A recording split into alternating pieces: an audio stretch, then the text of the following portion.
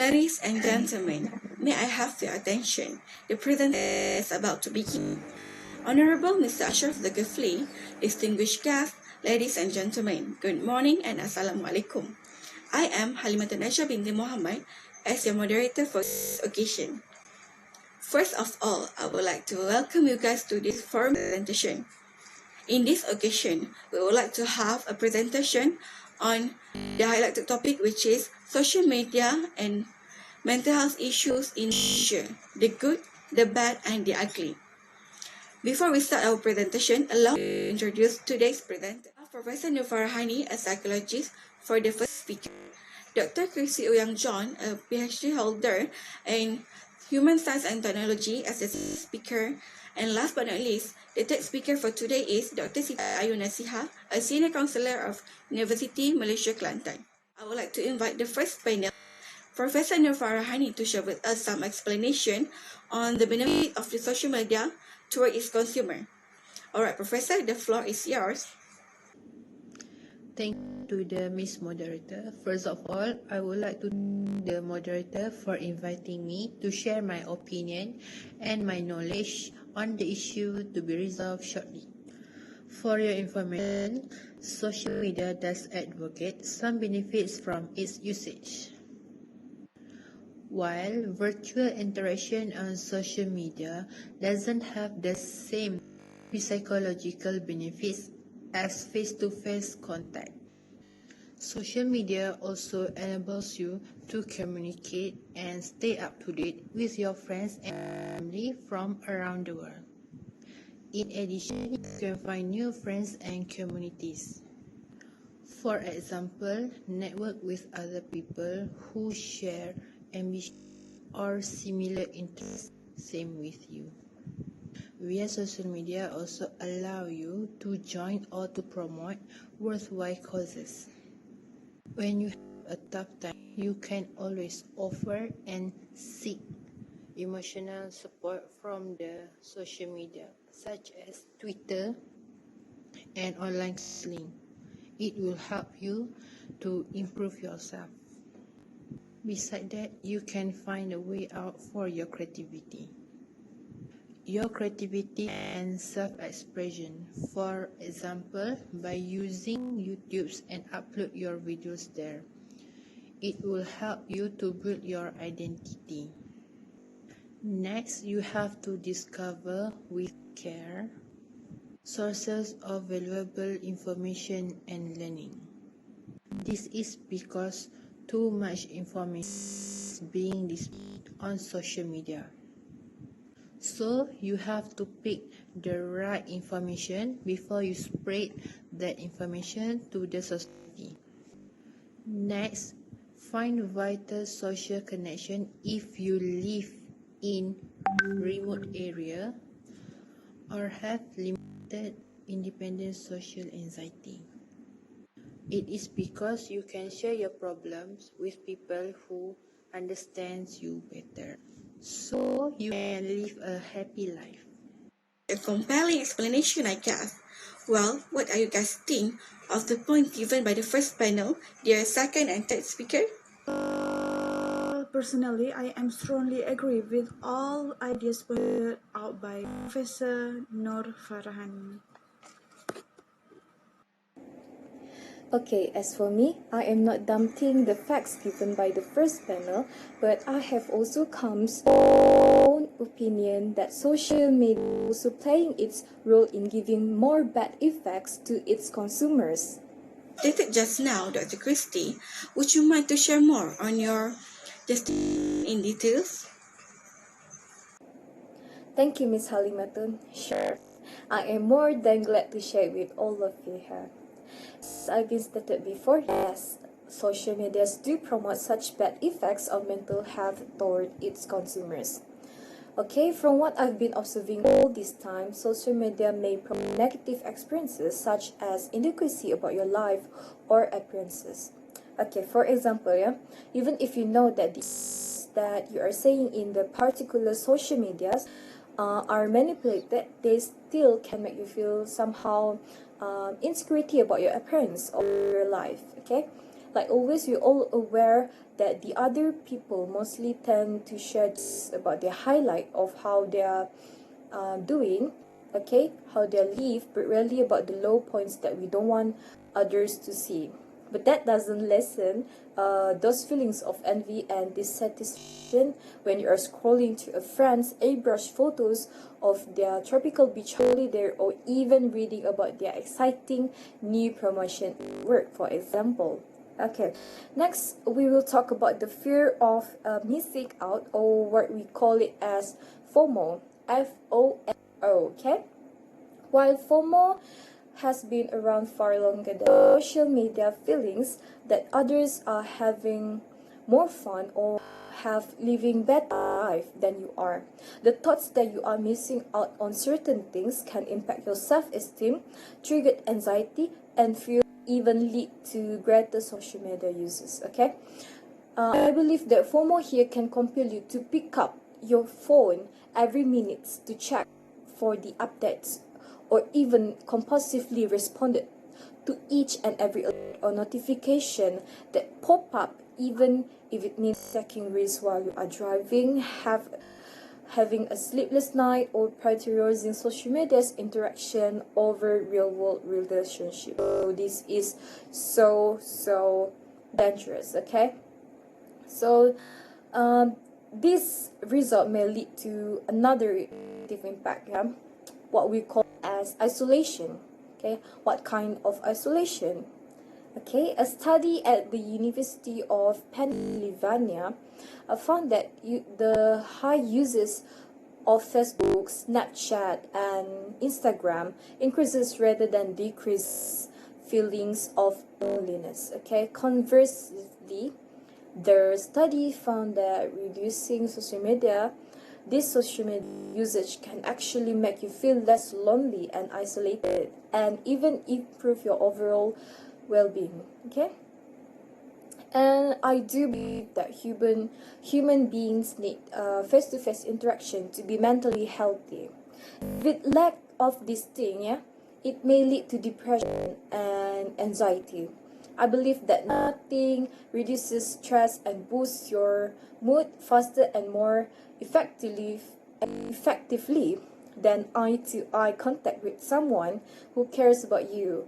The more you prioritize the social media interaction over in-person relationships, the more you are at risk for developing or exacerbating mood disorders such as anxiety and depressions. Okay, so we move on to the next point. Yeah, we will talk about cyberbullying. Okay, this is often happen, and we often hear, and it may happen to you as well. Okay, about 10% of teens report being bullied on social media, and many other users are subjected to offensive comments, as we see in this social media world. Social media platforms such as Twitter can be hotspots for spreading hurtful rumors, lies, and abuse that can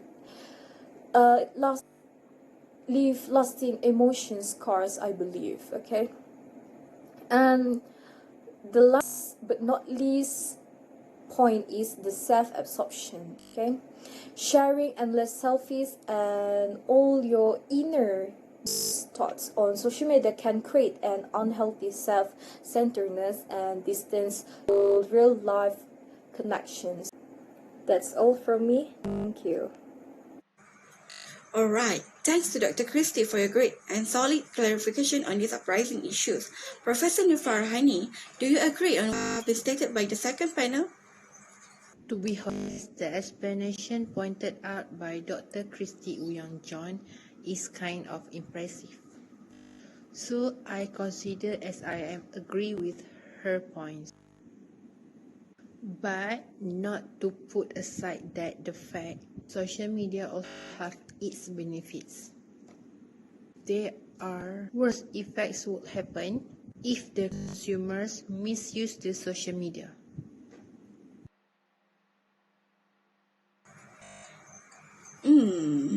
I am also curious to know if there worst effects of this issue. So, without any hesitation, I would like to call upon our third speaker, Dr. Siti Ayu, to answer all our questions about this problem. With all due respect, I am passing this session to you to take over, Dr. Siti. Thank you, Ms. HALIMATUN Sadia. It always been pleasure for me being speaking out of my opinion on this topic. Okay, so today I am about to express my input and knowledge on the ugly effect of social media on mental health in Malaysia.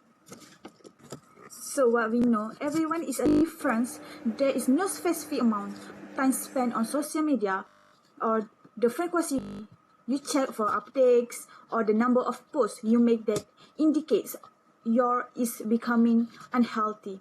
Further, it has to do with the impact time spent on social media have on your mood and other aspect of your life, along with motivation for using it. First, confidence drop after becoming obsessed with social media. Women magazine, the use of models and weight-bearing photo edit for salon demand the confidence of young women. But in the meantime, social media with censorship and lighting as well as smart photography has been activist concern.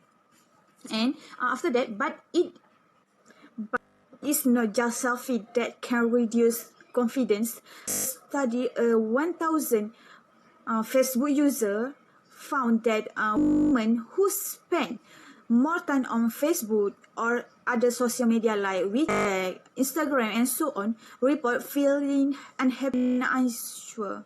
So Facebook and other social media have negative effect on self-esteem compared to other activities that promote self-honest. Research explain mirror and photo make us compare ourselves to social standard. The most common side effect on social media are mental disorders such as depression. Not only can it attack hands, but it can also attack the psychology state of adult. Not trusting and cooperating in life with others is one of the weakness on social media that we know, right? And then one of the reason why social media make people feel isolated if it is because of competition. Why when social media users like Facebook, Instagram, and others compare their life to the life on others who seem to be more successful in their career or relationship, they may feel that their life are less successful than they are.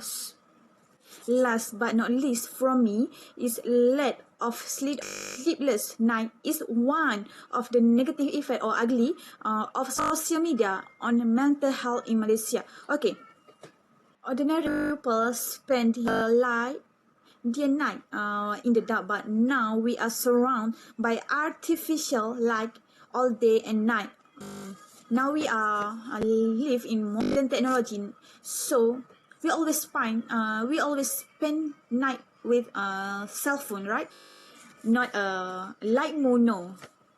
So research have found that artificial light inhibit the production of hormones in the body that makes it easy to sleep. And the blue light, like a cell phone smartphone that we use right now, emitted by the screen of smartphone and the laptop is considered the culprit. In other words, if you lie down on a pillow at night checking out Facebook, Twitter, your sleep will be restless.